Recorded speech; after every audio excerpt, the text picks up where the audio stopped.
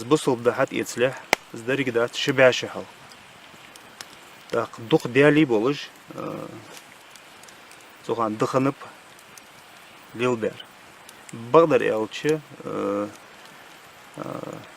язычество оли, классическое язычество ханя цылгайы.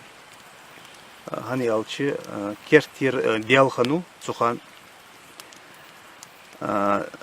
диалы вожы елгацыш уттеш ханы замаг бол логог барыш. Ишқа диали олыш ханда цынах царих. Елгацыш уттеш хан ца духыш мор ца суца хамаш ханиқыш.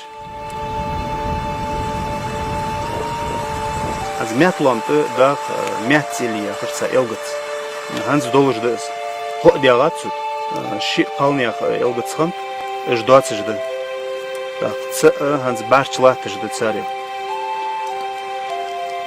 Ц елгац из елгац долчуг нахты булыш. Сут диалог кайкыш иштым моттиглиляй. Mountains occupied the central part in English mythology. They were homes to the gods of my predecessors and our epic heroes. Here I found out that many pagan festivals were celebrated until the beginning of the 20th century. Led by a priest, people would go up the Metlan, taking with them triangular breads and sacrificial bull calves, whose horns were tied with a white ribbon, like the ribbon on the priest's staff. And Elam, the holy mountain. Frequently hidden by clouds, it was the home to a god thunderer, Sela.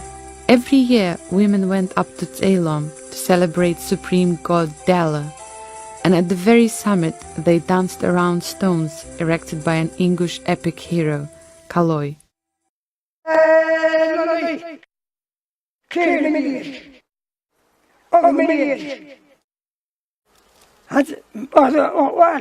ديالك وريش تخاصك تقحم وبوازر وارو الدنيا الوسخام اسخير تستي شاش بامو تقيسن الدنيا تتعلم ورابوال قلت بيه خلش ايش حلوش معروي دعوة ديوان استخير دوار دعا يخلي يتسغلش دعوة تبوار كيري خلش دعوة يشيبو خلوا قلوش حتى لا تجي تيسك خنوس عدير وي تيسك خنوس عندي حربي قليل شو خير شغل شام لا بوارد بواشو اوشات كير مليجان أو مليجان تام تامشان هم لو غلاش جوين أو دقيقة أي صار طول أجي خيبود وارسكير تهدشت إزلي دكتي شهم بس تزام جوين دكتي شهم.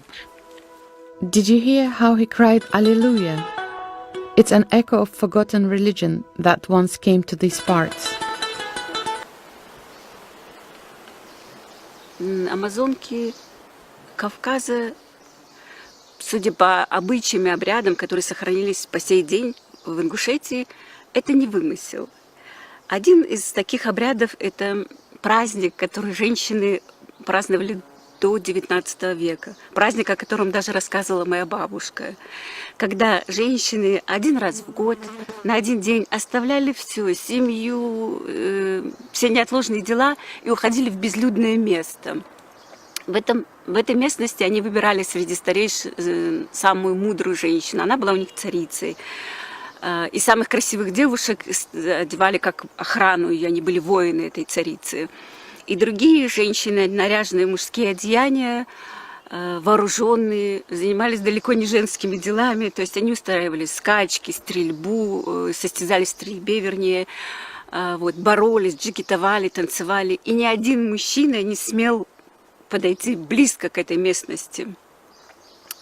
Этот праздник назывался Сесаридзе.